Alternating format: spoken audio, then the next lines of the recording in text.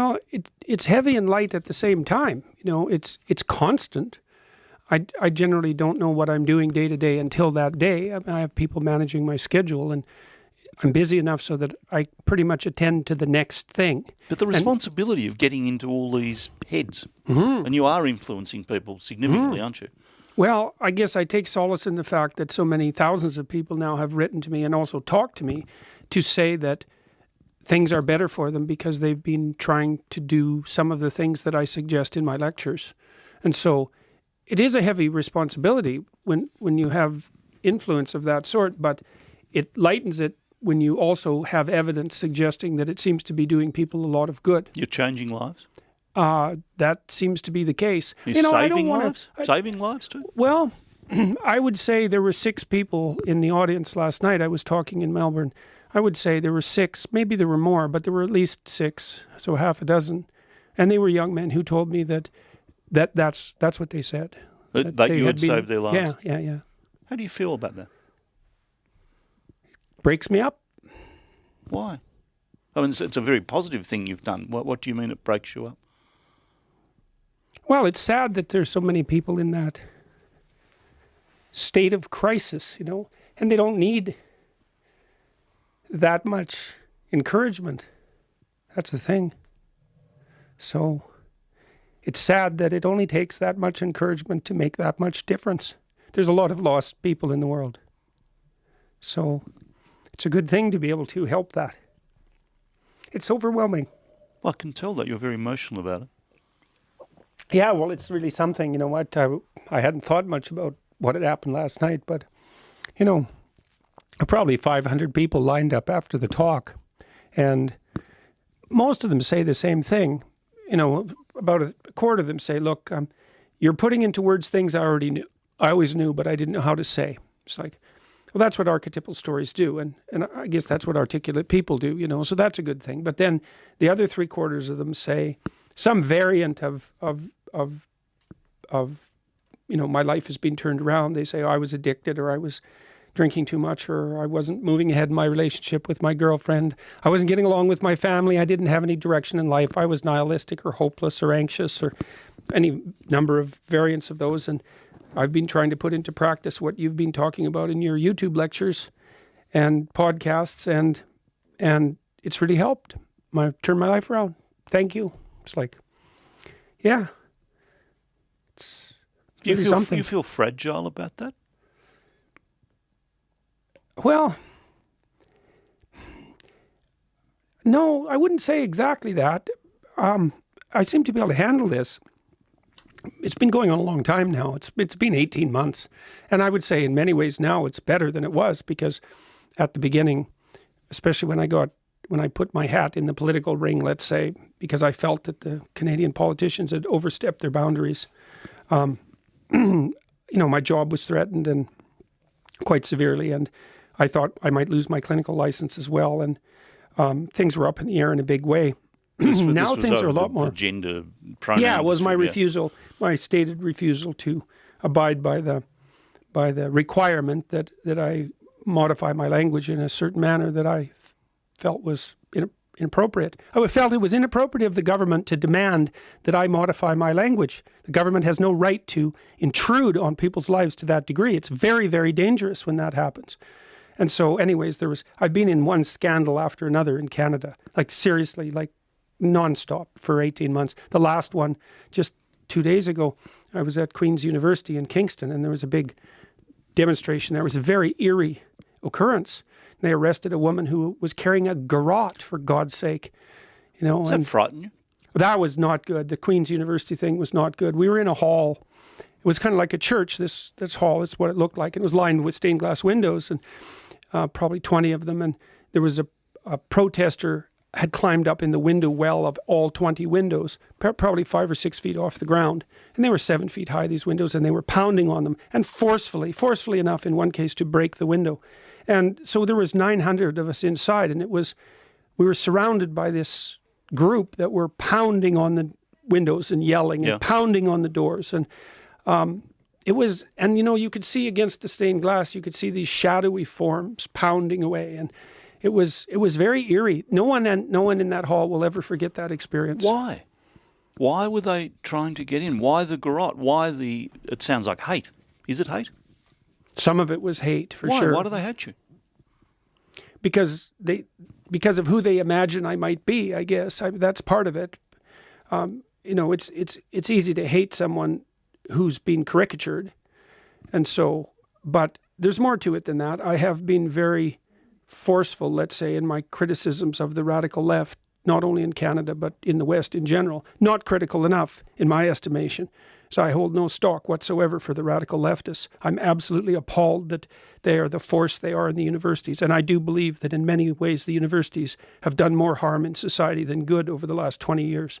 And I say that, with a fair bit of regret, because I've been obviously associated with universities since 1993. But that's a really interesting thing. I sometimes enjoy dealing with the radical left in universities. I think you're going to grow up. You're going to get through this, and I enjoy the challenge and the drama and it's a challenge of youth saying, you're wrong. I'm right, and I know I'm right because I'm 20 and I know everything. Well, it's not the students so much I'm concerned about. It's the staff, is it?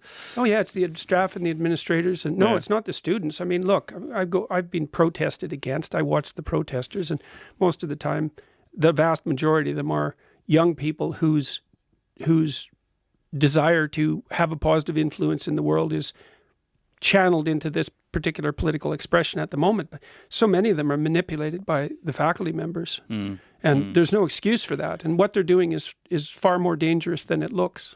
Why do young men need you? Well, first of all, I would say it's not just young men. Part of that's an artifact of the fact that most of the people who watch YouTube are young men. But I won't evade the question. I mean, because, see, to some degree, maturation among men is a voluntary process. It's not so voluntary for women. They have to grow up fast. They have a lot of things to do before they hit 30. Yeah. With men, it can take longer, and they need a call to adventure, let's say, and they need a call to responsibility, and they need to be initiated into responsibility and to have a case made for its utility. And so I'm saying, look, it's better to be adult than to be a child. It's better. It's better to be in control of your own destiny. There's a place for you in the world. The world would be lesser if you don't take your place in it. That you have a responsibility to bear, to sort out your education, to straighten out your life, and to become who you are. Grow the hell up. Grow up, and for reasons that are positive for you, positive for your family, positive for everyone. But is this generation lost? They're clinging to what you're saying and doing in a desperate. I'm not criticising what you're saying and doing, but they need it. They need it desperately. Why? Why are they lost? Well, I think that every generation needs a message that supports maturation and responsibility.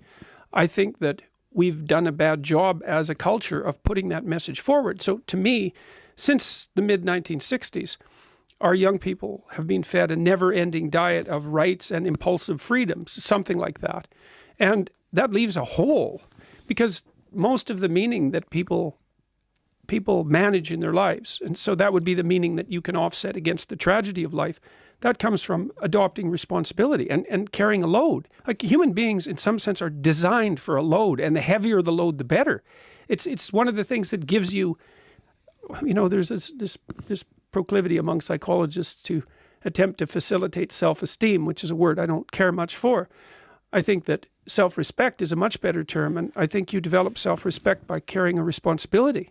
I feel very lucky to have been born in this country. I think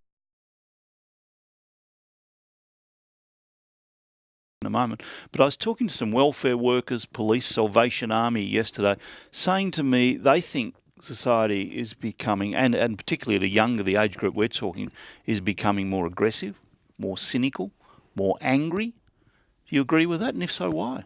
Well, I don't think the statistics bear that out, because what we've seen overall over especially the last 20 years, is a remarkable decline in violent crime. I do think that there might be an epidemic more of aimlessness and depression and anxiety, that sort of thing. And I think that that's partly because the case for growing up is not made well. And because we're also so cynical about our own societies. I was in Amsterdam month ago talking to a group of well-placed intellectuals. They're all friends of Theo van Gogh, who was killed in Amsterdam about 15 years ago, was stabbed. And they said that embarrassment about the Dutch culture is rampant in their society. And that just makes my jaw drop, because I go to Holland and I think, my God, this is such an amazing place. These people, they scraped this country out of the bottom of the ocean. They built dikes to hold back the waves. It's free, it's liberal, it's compassionate, it's orderly, it's beautiful. Yet they're It's embarrassed by it. They're embarrassed by it because of its tyrannical, patriarchal nature. It's like, well, who are you comparing it to? It's like, what are we comparing our societies to? Where do you want to live on the planet or in time? Anywhere but in the West? Not if you have any sense. You've sort of been described as a warrior against political correctness. Is that fair? Yeah.